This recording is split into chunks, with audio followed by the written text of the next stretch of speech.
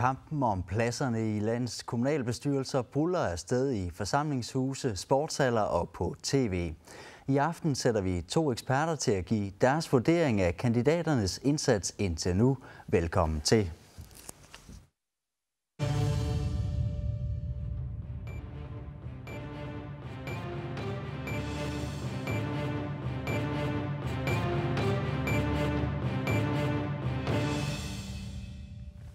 Og så kan jeg byde velkommen til mine 2 eksperter.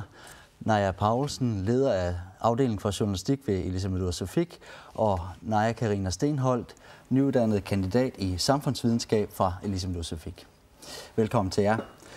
Allerførst, helt overordnet, Naja Karina Stenholt. Hvad synes du har kendetegnet valgkampen indtil nu? Jeg synes, det har været meget forskelligt fra debat til debat, hvad der har været kendetegnende. At de har afspejlet de enkelte kommuners behov, og specielt har det været erhvervsudvikling og uddannelse, som har været de helt generelle. Men det har også været farvet af for eksempel de nye rapporter fra børnesalgsmanden. Ja, og så i Sammersår har det været borgmesterposten, der har været det helt store emne i medierne. For eksempel børnetalsmandens rapporter. Hvad gør de ved en valgkamp for politikerne? Jamen, de sætter jo pres på, fordi at lige præcis de her rapporter har haft nogle grumme resultater, som alle politikere har skulle forholde sig til. Og hvordan synes du, hvordan har politikerne håndteret det pres? Har de kunnet komme med nogle strategier, som har besvaret den meget hårde kritik, som er kommet? Jeg vil sige, at der har været plads til forbedring. Der har været nogle politikere, som har, kan man sige, taget stilling til det, men der har også været nogen, som måske godt kunne have gjort en lille smule mere. Naja Paulsen, hvordan vurderer du, at niveauet har været i valgkampen? Har partierne haft en strategi, eller har det været hver enkelt kandidat for sig selv? Jeg synes, at generelt set har partierne haft deres strategi og forberedt sig rundt omkring. Men nogle er mere synlige end andre rundt omkring. Jeg savner for eksempel kandidaterne fra Qaanaaq og måske Upernyk, udkantsområdet. Det gælder også Østgrønlands og Bærmyts kandidater. Men i Sydgrønland, der var alle med, stort set. Men, og det gjorde de også i Qiqqada. Men generelt set, det kan man mærke, at de har varmet sig op, og også i forhold til at erkende problematikker. Hvad tænker du om den her mangel på kandidater, der kommer helt frem i rampelyset fra Qaanaaq, for eksempel fra Bærmyt? Er de blevet udkonkurreret lidt i de nye store kommuner, eller hvad tænker du? I høj grad. Det er dem, der har betalt den højeste pris i forhold til kommunernes sammenlægning. Det er Østgrønland klarer sig godt, fordi de har Justus Hansen og andre i kommunalpolitik og landspolitik. Men vi savner dem fra Qaanaaq. Og Upernyk er præsenteret af Jens Emanuelsen og nogle andre i Qaasuitsuq Kommune. Men altså, stort set er Qaanaaq meget forsømt område. Okay, men når vi er ved i Qaanaaq, så lad os bevæge os nordpå til Qaasuitsuq Kommune. Her skal vælgerne, det er lidt specielt, de skal stemme 2 overgangsudvalg ind, da kommunen den skal deles fra det nye år. Og Naja Karina Stenholt, nærdemokratiet, det har været et stort tema i valgkampen og forud, fordi at det jo netop er årsagen til kommunedelingen. Det er hovedargumentet. Nærdemokratiet halter. Hvordan synes du, at kandidaterne har taklet det spørgsmål i valgkampen? De har i hvert fald taget det op i diskussionen i høj grad. Og det er også en del af løsningen. Men det er jo langt fra den samlede løsning på det hele, fordi selvom man opstiller kommunerne, så er det jo ikke, så er selve opsplitningen, den er ikke automatisk en løsning på det problem, at der ikke har været nærdemokrati. Det kræver mere end bare at splitte dem op. Kan du prøve at uddybe det? Hvorfor kræver det mere? Nu deler man det jo op, så må der jo være dobbelt så meget nærdemokrati, eller hvad? Jamen sådan som debatten har foregået indtil videre, så virker det som om, at meget af det har, at politikerne ved at sige, at vi skal sørge for, at der kommer nærdemokrati ved opsplitningen, så er det nok. Og det jeg savner, det er, at de rent faktisk forholder sig til, hvad skal der ske med kommunen strukturelt, når det er, at selve opdelingen er sket. Så den form for stillingstagen mangler jeg. Hvad siger du til det, Naja Paulsen? Er du enig i det? Mangler politikerne at komme med en konkret løsning på, hvad der skal ske efter opdelingen? Ja, og det har de gjort længe. Nu er vi kommet til den 3. kommunalvalg efter reformen. Og de har ikke fundet en løsning, der er brugbart, når det gælder Qaasuitsup og Quetta og Qiqqada. De går bedre i kommunegrafik, som vi kan se det. Men det er også grund til, at det er sådan. Altså, årsagen er vel, at man har ikke været vant til at arbejde som et team, og at skulle til at fungere som venner, altså byerne imellem. Så det er en øvelse, der kræver meget mere styring, lederskab. I hvert fald et godt lederskab. Fordi det er, man mærker jo, at landet er vidtstrakt på det område. Og det er ikke så nemt at føre nærdemokrati, når man bor så langt væk fra hinanden. Så de mangler stadigvæk lidt at fortælle politikerne, hvad er det, der gør, at der kommer mere nærdemokrati efter den her løsning. Lad os lige gå videre til, der er nemlig 2 nye partier, der kæmper om at komme ind i kommunalbestyrelsen i den nordligste del, Partii Naleraq og Demokraterne. Der var klassiske budskaber fra begge partierne i debatten i Ilulissat. Lad os prøve at se 2 klip, hvor Edvard Geisler fra Partii Naleraq og Lene Ravn Davidsen fra Demokraterne giver deres bud på, hvad der skal til for erhvervsudvikling i kommunen. Hvis vi ser på byggesektoren skal også vide, at Partii Naleraq vil sætte pris på licitationsordninger, der tilgodeser lokale firmaer. Og vi skal ikke bare finde den billigste løsning på bekostning af vores lokale firmaer. De lokale firmaer skal vide, at Partii Naleraq vil støtte dem intens, således at pengene strømmer ikke ud af vores kommune. Halibut Greenland har haft store problemer med at få en byggemodning til at stable en fiskefabrik op i en af bygderne i vores kommune. Nu er der gået flere år, og de har stadigvæk ikke fået deres byggetilladelse. Og det vil vi være med til at lave om på, for det skal være nemmere for de private at kunne lave en arbejdsplads. Det var de 2 kandidater. Hvis vi lige tager Edvard Geisler fra Partii Naleraq først, Karina Stenholt, de vil støtte lokale firmaer, og han siger også, at de vil støtte de lokale fiskere. Nogle ting, vi kender fra landspolitikken, fra deres markante landspolitik. Tror du, at vælgerne de vil belønne Partii Naleraq og lade den komme ind i den nye kommunalbestyrelse med de her argumenter? Det er i hvert fald noget meget konkret, som jeg tror er meget savnet i den debat. Det tror jeg, vælgerne har brug for, fordi det, der har været kendetegnende ved debatten, er, at det har været meget af de store linjer, meget af de store ord og linjer, og jeg tror, vælgerne har brug for noget konkret at forholde sig til. Så jeg tror, det er meget savnet, og jeg tror også, de vil belønne dem for det. Hvad siger du, Naja Paulsen? Tror du, at Bartin Alarak, de kommer ind her? Man kan sige, at Bartin Alarak og Siumut stod sammen i debatten i Ilulissat, og Siumut står jo meget stærkt med 15 mandater i kommunen. Tror du, at Bartin Alarak, de kommer ind?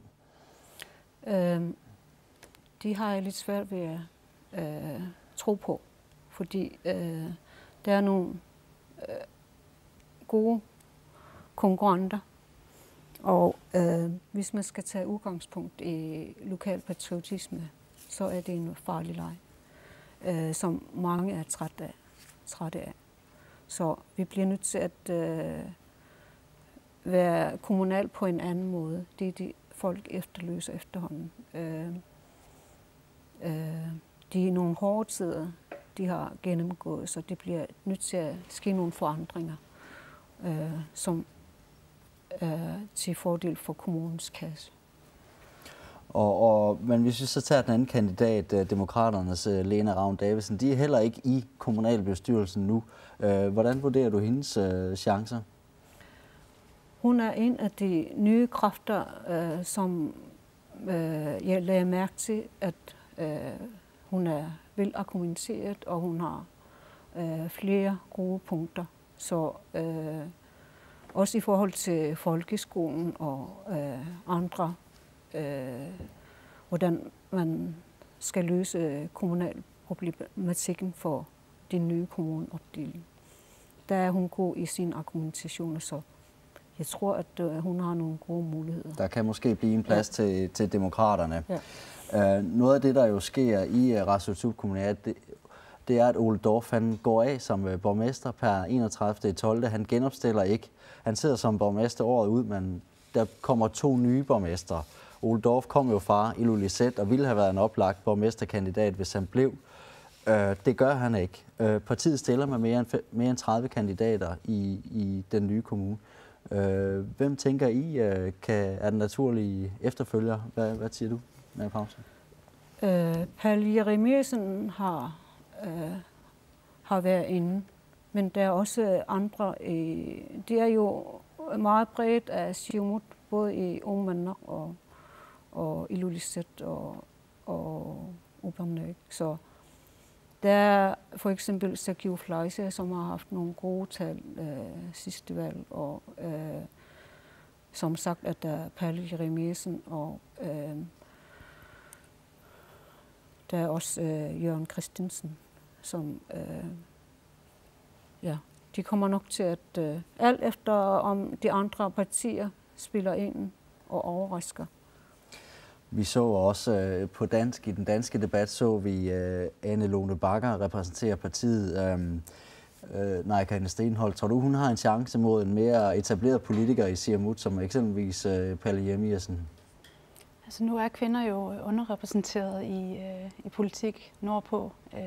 Rigtig underrepræsenteret, så det vil i hvert fald være et frisk pust og noget nyt i Nordkommunen. Hvad siger du generelt til, at vi ser i hvert fald på den danske side 2 kvinder repræsentere henholdsvis Siumut og Demokraterne? Fordi der har jo været en underrepræsentation, og ja, den er meget stor nordpå. Hvad tænker du om det, at der står 2 kvinder i forreste linje her? Jamen det er jo et stærkt signal, og det er i hvert fald den rigtige vej for, hvis vi skal hen imod en form for ligestilling inden for politik. Godt, tak skal du. Ja. Plus at de har en god uddannelsesbaggrund begge to, og velargumenterende.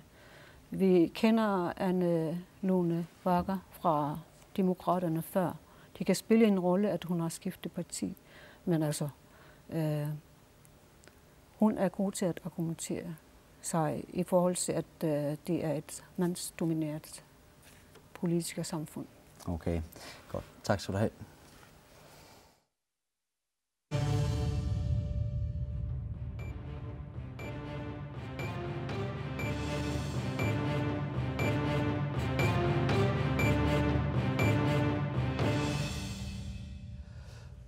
Så flytter vi fokus til den anden nye kommune, der får Aasiaat som hovedby. Og Naja Paulsen, Asiat er traditionelt IA-land. Tror du, det vil lykkes partiet at vinde endnu en borgmesterpost her? Partiet har jo stærkt kort i Ane Hansen, som jo er et markant Inatsisartut-medlem og blandt andet formand for Udenrigs- og Sikkerhedspolitisk udvalg.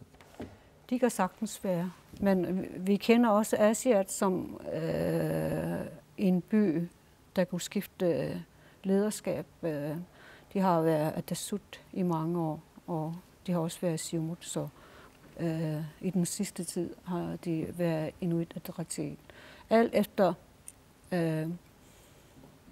hvor ramt Asiat er i forhold til kommunalreformens konsekvenser, så kan det jo sagtens være, at IA får posten igen. Nej, Karina Stenholt, Siumut står jo stærkt i de omkringliggende bygder og byer. Vi så Christian Broberg fra Siumut i den danske krydsild. Hvordan synes du, han klarede sig? Er han en mulig borgmesterkandidat også? Jeg synes faktisk, han klarede sig rigtig godt. Jeg synes, han var forberedt, og så var han har en form for menneskelighed. Han rækker ud til folk, og det tror jeg giver ham en god chance. Der var kun 2 partier, der stillede op til den dansksprogede debat. Og Inatsisartuts formand, Lars Emil Johansen, har luftet den her tanke om, at vælgermøder på dansk er ved at være overflødige. Hvad mener du, er det på tide at skrotte de dansksprogede vælgermøder?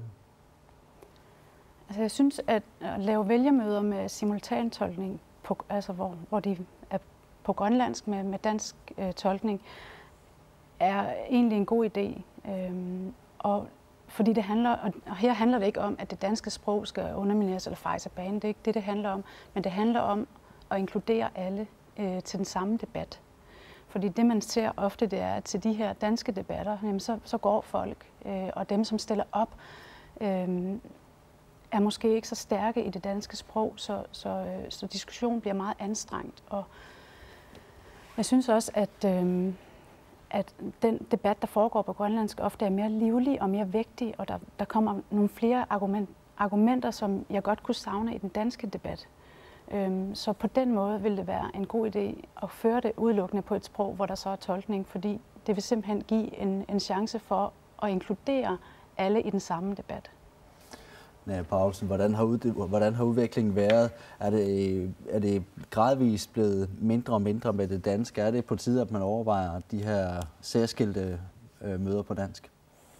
Ja, i landsdækkende udsendelser. Man kan rigtig mærke, at selvom kandidaterne klarer sig godt i Grønland, så har de svært ved at udtrykke sig fuldt ud og mangler nogle gange ord. Altså, det betyder meget, at man kan bruge sit eget sprog i valgkampe. Og det vil hjælpe enormt meget, hvis det er simultant tolkning rundt omkring. Så alle kan følge med på en retfærdig måde. Tror du så også, de dansksprogede kandidater, dem er der jo flere af her i Nuuk for eksempel, vil de så stadigvæk også få retfærdig adgang til debatten? Hvad tænker du om det? Ja, altså i Nuuk er der mange flere muligheder for at lave valgkamp rundt omkring, som kan køre dobbeltsproget. Det er mere de landsdækkende udsendelser, hvor det faktisk er synd for mange kandidater, at de skal anstrenge sig så meget for at føre sig frem. Godt. Så bevæger vi os videre til Rakatta Kommunia. Her var folkeskolen et stort tema, fordi der er problemer med dårlige resultater, blandt andet på grund af mangel på kvalificeret arbejdskraft. Her var der til gengæld til forskel fra Nordkommunen, så var der uenighed mellem Siumut og Partii-Naleraq om, hvilket sprog der var vigtigst. Lad os lige se et klip fra debatten med Frederik Olsen fra Siumut og Malene Ingemann fra Partii-Naleraq.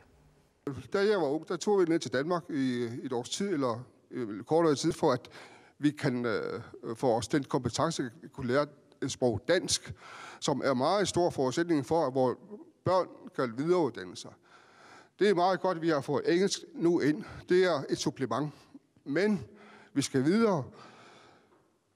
Det er ikke nok med, at vi kan grønlandsk perfekt, men vi må erkende, at vi har måske været lidt for tilbageholdende at acceptere og anerkende det danske sprog som et læringssprog. Det skal vi tilbage til. Det er meget vigtigt, at vi specielt på på engelsk område får styrket det, fordi det er et internationalt sprog. Bygderne har brug for engelsk i turismearbejdet, og der er ikke ret mange, der har brug for dansk som turismemedarbejdere. Nej, Karina Stenholt. Hvis vi lige starter med Siumut. Frederik Olsen kom måske med en lidt overraskende melding her, fordi at der foregår jo det peger direkte ind i en landsdækkende debat, hvor Siumut jo er fortaler for at bruge mere engelsk i stedet for dansk. Men Frederik Olsen melder altså klart ud her, vi har brug for lærere fra Danmark og Norge eksempelvis. Hvordan synes du, han slipper afsted med det i debatten? Det er jo meget overraskende i forhold til, hvordan debatten har været, men jeg tror, at det er i lyset af de seneste undersøgelser og resultater, der har været fra departementet for uddannelse, hvor det er, at det er kommet frem her for nylig, at halvdelen af dem, som tager en GU-uddannelse, de dropper ud. Og det er udelukkende på grund af deres danskkundskaber. Så jeg tror, at det er formentlig set i lyset af de resultater, at man bliver nødt til at erkende, man bliver nødt til at forholde sig til, at dansk er et problem, og det ikke løses ved at indføre et andet sprog. Og hvordan tror du så, at vælgerne de vil tage den her argumentation til sig med at skal importere noget arbejdskraft, som man jo fornemmer en vis metaltræthed overfor rundt omkring? Det er svært at sige. Jeg tror, det vil simpelthen dele vandene, fordi der er jo stadigvæk nogen, som mener, og det mente Malene Engman jo for eksempel, at engelsk er vejen frem, og dem er der jo, de vil stadigvæk være der, selvom at de her resultater kommer. Så det vil nok formentlig dele vandene. Hvad siger du, Naja Paulsen? Malene Engman er selv turistoperatør, og hun var meget konkret i sin anbefaling om engelsk. Det kan de bruge i forhold til at arbejde med turisterne. Hvordan tror du, at vælgerne vil tage den til sig? Jeg tror, at vælgerne vil gerne have mere diskussion om, hvad første fremmedsprog og andet fremmedsprog skal være. Altså, der er behov for begge dele. Altså, i turismeverdenen er det ikke til at gå uden om, at engelsk skal prioriteres. Men i uddannelsesøje med, der er der mange, der mener, at vi fortsat skal have begge sprog som fremmedsprog. Hvordan synes I generelt, at kandidaterne takler det her problem? Folkeskolen har jo været et tema, også i langt de fleste kommuner. Hvordan synes I, at kandidaterne de har løst det problem? Har de haft en strategi for at fortælle, hvad de vil gøre for at forbedre folkeskolen? Det er jo et af de kommunale kerneområder. Naja Paulsen, hvad siger du? Har de løsningerne klar? Ikke altid. Jeg synes, at jeg kan fornemme, at fornyelser er mere hos den nye generation. De få, vi har, der stiller op til kommunalvalget. De snakker mere om løsning af eksisterende problemer og efterlyse forandringer. Jeg synes, at jeg kan fornemme, at den gamle garde kører videre på deres dagsorden, som ikke er så meget nyt i. Er du enig i det, Karina Stenholt? Ja, der er nogen. Det er rigtigt, at nogle af de nyere har en tendens til at tørre at snakke om nogle nye tiltag. Og jeg ved ikke, om jeg synes, at de nødvendigvis har været forberedte. Nogen har været. Altså, vi så at Sigurd Heilmann, han snakkede meget om 11. klasse skulle genindføres og holde fast i det. Carl Christian Olsen snakkede meget om at fastholde modersmålet og styrke det i skolen. Så nogle af dem har helt sikkert været forberedte, men det har været meget blandet. Det har det. Der var også et andet tema, som dominerede i Raqada Kommune. Det var vejen fra Sisimiut til Kangerlussuaq, som har været talt om gennem flere år. Hvorfor bliver politikerne ved med at hive sådan et stykke infrastruktur frem i valgkampen, som de jo formentlig i hvert fald stiller spørgsmålstegn ved, om kommunen selv har mulighed ved at finansiere? Hvorfor vender sådan et stykke infrastruktur tilbage? Hvad tænker du, Nay-Carina Stenholt? Altså det er jo klart, fordi at tiltaget vil bringe mere vækst. Altså det er en løsning for eksempel at skabe mere vækst i Sisimiut, men det er jo en meget dyr løsning, så de bringer den op hele tiden, fordi det bringer muligheder. Og det er rart at snakke om muligheder, når det er, at man efterlyser det. Så der er et potentiale, og det er nemt at blive forført af tanken. Men det, jeg så bare mangler, det er de samme politikere, som bliver ved med at snakke om den her vej, at de forholder sig konkret til det økonomiske aspekt. Og det så vi jo også til vælgermødet, at når man så spurgte ind til det økonomiske, så bæver man lige pludselig og kunne ikke snakke videre med, eller fortsætte ud af det samme spor. Men det er dejligt at snakke om en vej, fordi det skaber en masse forhåbninger om vækst i området. Hvad siger du, Naja Paulsen? Er du enig i den analyse, at man tager vejen ind, fordi det er noget, som man ligesom kan sætte op foran sig? Det skaber muligheder, det vi vil gøre, selvom man måske ikke lige har helt fundet ud af, hvordan det økonomisk kan lade sig gøre. Ja, fordi når vi snakker om Atlantlufthavnen i Nuuk for eksempel, der kan man ikke undgå at snakke om, hvad som er Kangerlussuaq. Spørgsmålet er, om kommunen selv har økonomi til at gøre det. Man forstår udmærket godt, at de snakker om muligheden, fordi lufthavns forandringerne i lufthavnen, de vil betyde mindre indsigter for Raqada Kommune fremover, når det bliver en realitet. Så de har brug for et eller andet, man kan sige? Ja, de har brug for, at de som en erhvervsdrivende kommune har muligheder for at skabe vækst. Nay-Carina, en kort replik. Det var også det, som debatten drejede ind på. Det var det her med, at vi på den ene side har nogle politikere, som gerne vil love, at Kangerlussuaq skal stadigvæk forblive levende. Og på den anden side har vi nogen, som gerne vil have vækst i Sisimiut. Så ved at snakke om vejen, jamen, så bringer man jo håb til begge steder på den måde. Okay. Det, der også sker i Raqada Kommune, som er spændende, det er jo, at den rutinerede Herman Bertelsen fra Siumut, han træder tilbage. Han genopstiller ikke. Naja Paulsen, hvem ser du som hans naturlige efterfølger? Det er et godt spørgsmål. Han har jo taget en del personlige stemmer, og spørgsmålet er, hvem bliver hans efterfølger? Om det er en, der dukker op fra Maniitsoq. Altså, de to byer er også indbyrdes konkurrence med hinanden. I kommunalvalget 13, der var det for eksempel Sivert K. Harman, som var næst efter listen for de højeste personlige stemmer. Men altså, der er dukket nogle muligheder op. Det er svært at spå om, hvordan Hermans stemmer kommer til at blive fordelt. Hvad tænker du, Nay-Carina Stenholt? Det er jo også et meget Siumut-domineret kommune. 10 kommunalbestyrelsesmedlemmer har de ud af 15.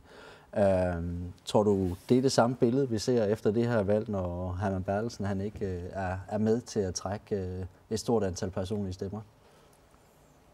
Ja, altså det er i hvert fald, det sætter i hvert fald spillet frit for de kandidater, der er. De har en meget stor chance for at øve indflydelse på det her. Så det kommer i høj grad an på, hvordan Siumuts kandidater hvad kan man sige, afslutter det her valg på. De har mulighed for at tiltrække de samme stemmer. Det handler simpelthen bare om, hvordan de positionerer sig. Okay, så der er kapløbet i fuld gang. Tak for det.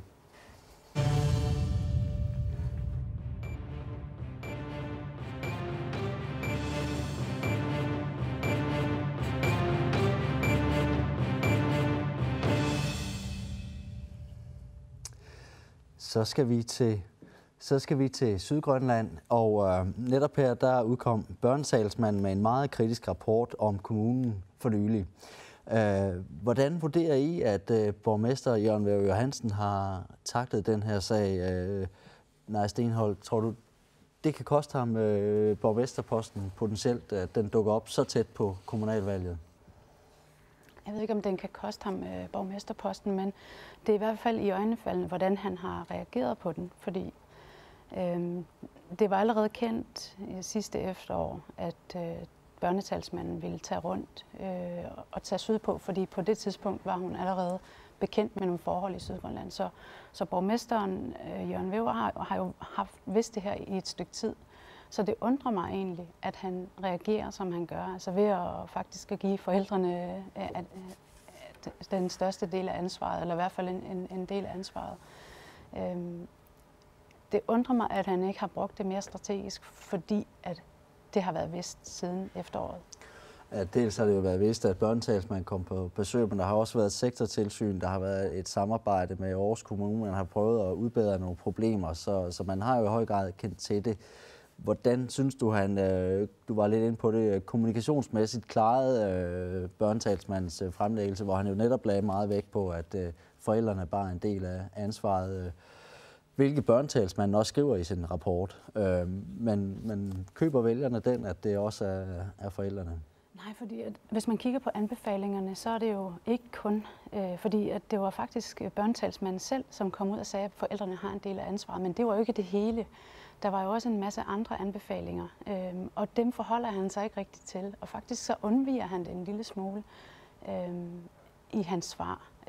Og ikke kun undviger det, men faktisk prøver at udskyde det til efter valget. Fordi det han siger, det er, at han vil opfordre den nye kommunalbestyrelse til at tage stilling til det efter valget. Det synes jeg måske er en lille smule at løbe fra sit ansvar. Vi har jo set de andre steder, der har der været sådan en tilsyneladende meget klar strategi i forhold til, at man takker børnetalsmanden for det arbejde, hun har gjort, og i hvert fald for Simuts vedkommende, som jo også har siddet med ansvaret nordpå, hvor der også har været kritiske rapporter. Men man lægger sig fladt ned og siger, at vi tager ansvar for det her, fordi vi har haft det. Men Jørgen Væver Johansen har måske afviget lidt fra den linje. Hvad siger du, Naja Pausen? I hvert fald er vælgermødet meget bredt af tunge problemer, især omkring børn og ungdom, og generelt også arbejdsløshedens konsekvenser, samt affolkning i kommunikation i små steder. Generelt er man meget bange for at snakke om affolkningens kunne ende med, at man affolker små steder, som ikke er rent sabelt, rent økonomisk og socialt. Men altså, budskaberne i vælgermødet, de er meget klart. De siger, at vi har brug for forandring generelt i kommunikation. Hvordan synes I så, når du kommer ind på det her med, at jamen, de har jo faktisk ryggen mod muren i Guderslægt. Folk udvandrer, der er arbejdsløshed, der er store sociale problemer. Nej, Stenholt, hvordan ser du politikernes strategi? Vi så jo netop på krydsild i mødet med partiernes spidskandidater. Alle steder skal prioriteres fortsat, også de små steder rundt omkring, selvom det er svært. Er det den eneste gangbare strategi på det her ømme punkt? Altså, i forhold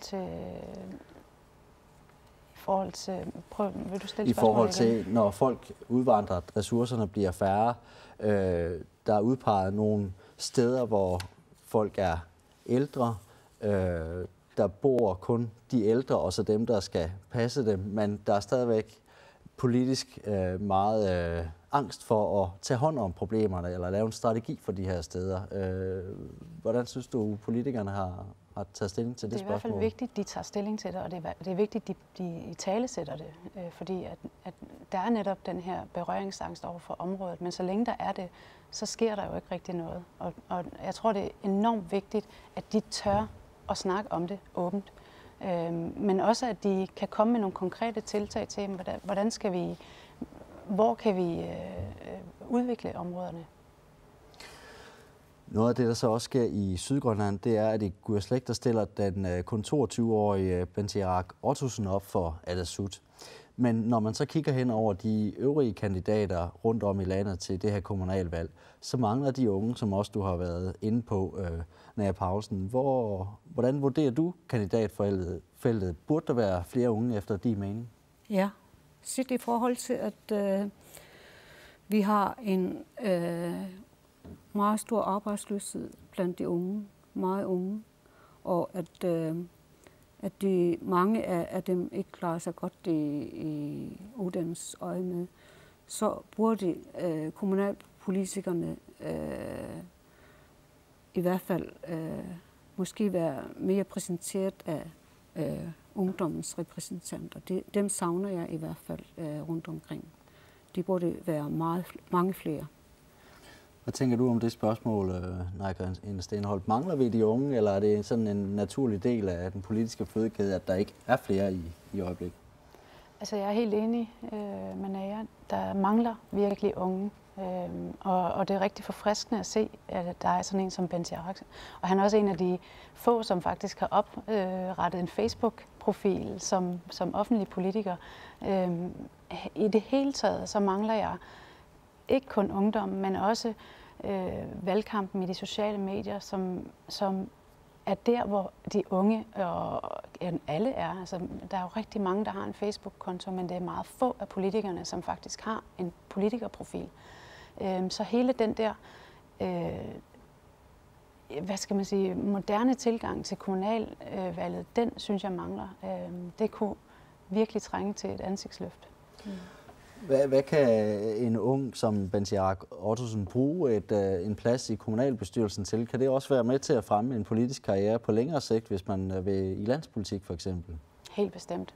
Det er jo mange, altså i udlandet ser man jo, at det er der, det starter. Det er jo der, man lærer tingene.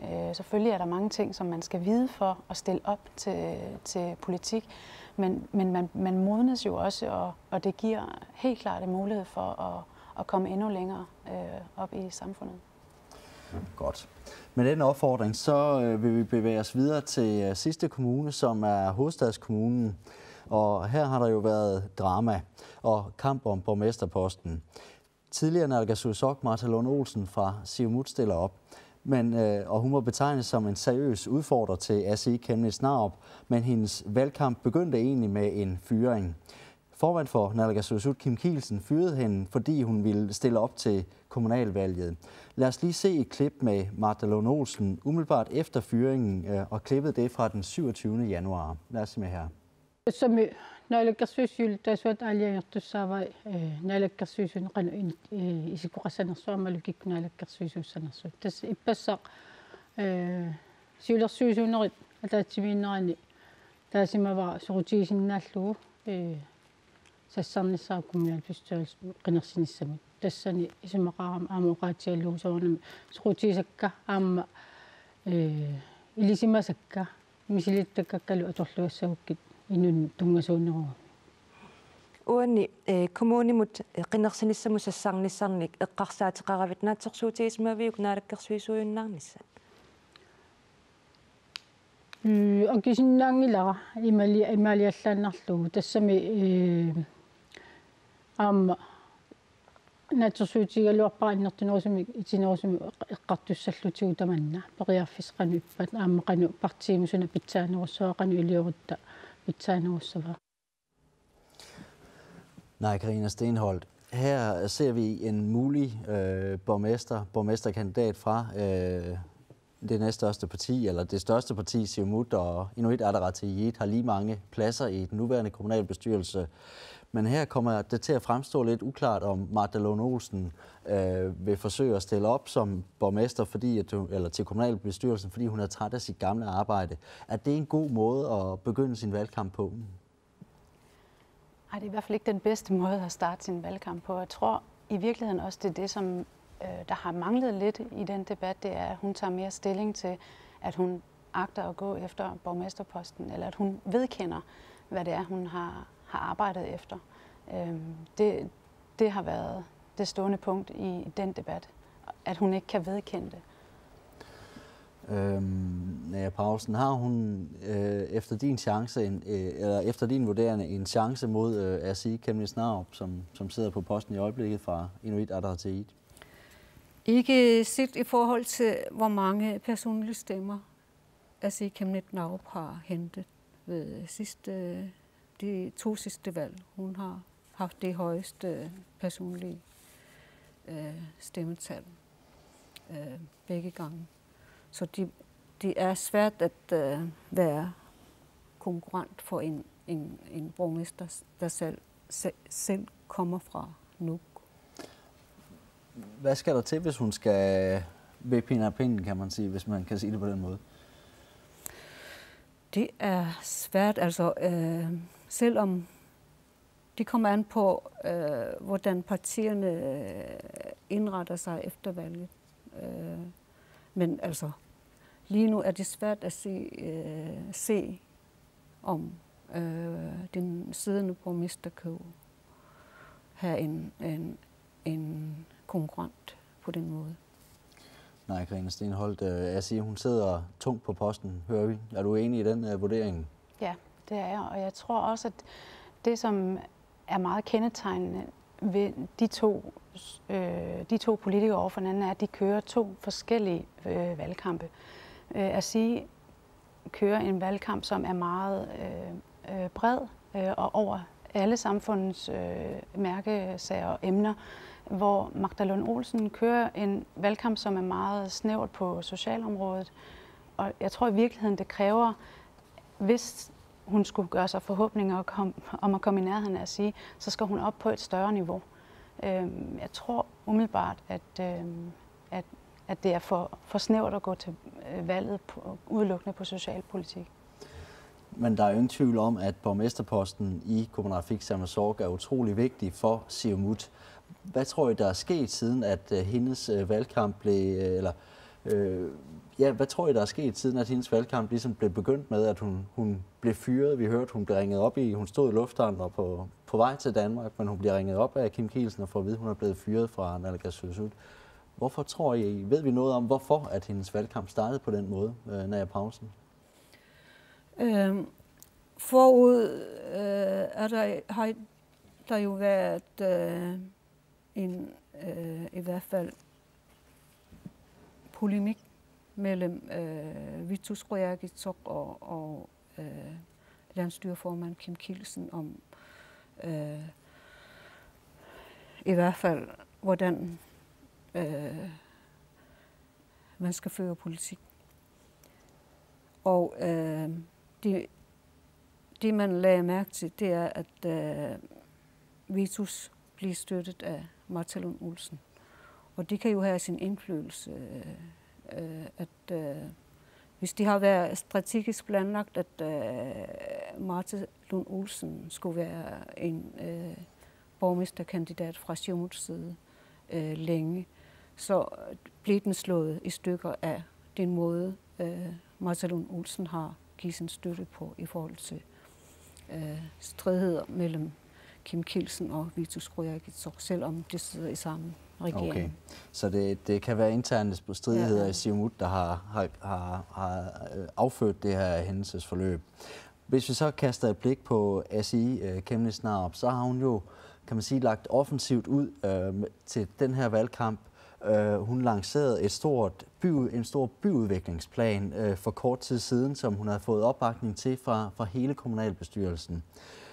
I de seneste dage er flere kommunalbestyrelsesmedlemmer fra Siumut, har de trukket deres støtte til planen, og der er opstået forskellige polemik. Senest har formand for Siumut-gruppen, Ane Ede Matthäusen og Peter Davidsen, bedt tilsynsrådet om at gå ind i sagen, fordi de mener, at borgmesteren ikke har givet dem de rigtige oplysninger. Kan den usikkerhed, der opstår omkring det her projekt, kan den være en trussel for ASI i valgkampen nu?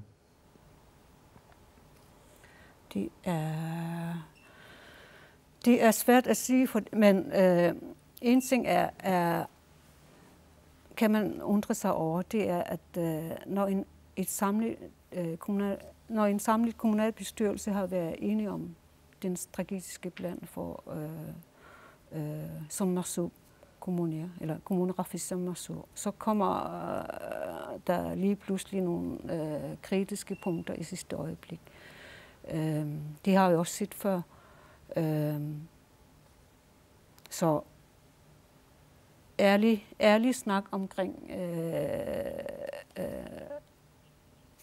den strategiske plan, de tjener nok bedre at snakke ærligt om hvem der fejler i den her sag. Ja, nej, Karina Steenholdt. Jeg vil også sige, altså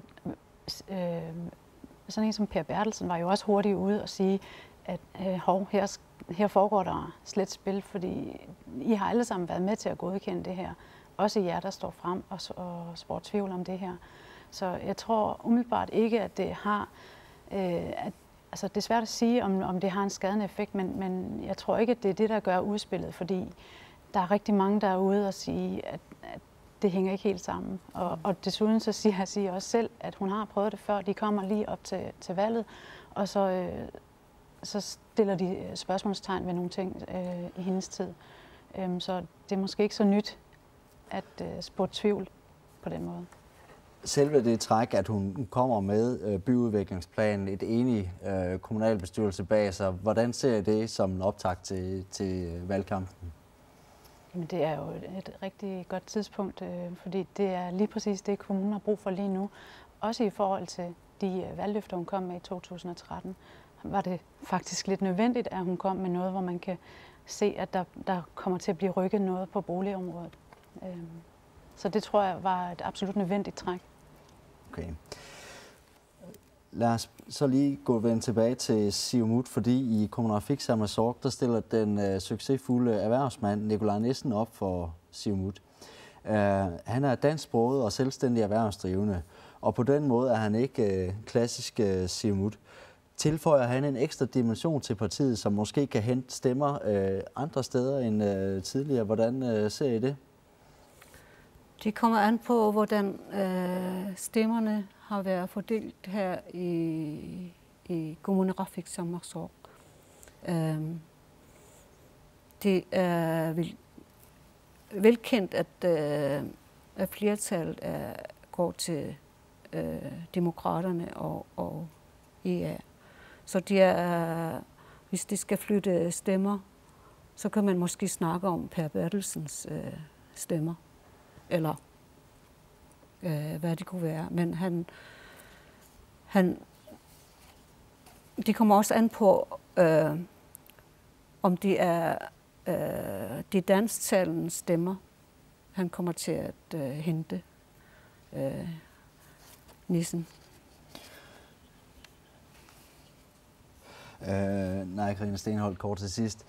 Tror du, at Nikolaj Nissen kan gå ind og hente nogle stemmer? Altså, der er jo måske fra demokraterne, som jo sidder på de afgørende 2 mandater, eller har leveret dem til ASI i den her periode. Selvom at demokraterne jo stiller op med en meget, hvad skal man sige, en perlerække af folk med Nivi Olsen, Randi Vestergaard, Evaldsen og så videre her i kommunen. Hvad tænker du? Jeg tror, at det, som Nikolaj Nissen han i virkeligheden kan bidrage med, det er at være en meget stærk erhvervsprofil. Og det tror jeg, Siumut mangler. Så på den måde så er han til gavn for partiet. Og ja, der er selvfølgelig også nogle dansksprog, som han vil tage. Måske fra Per Bertelsen, måske nogen fra demokraterne.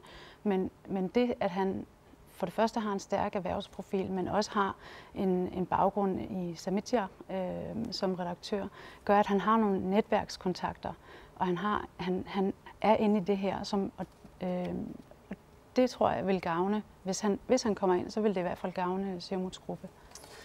Godt. Det bliver de sidste ord. Tak til dig, Naja Karina Steenholdt, og dig, Naja Paulsen. Det var alt for i aften, men KNR's dækning af kommunalvalget fortsætter naturligvis både før og efter, at alle krydserne er sat den 4. april. På lørdag er der således vælgermøde fra GU's Aula i Nuuk, og det er fra kl. 14 på grønlandsk og kl. 16:15 på dansk. Tak fordi I kiggede med.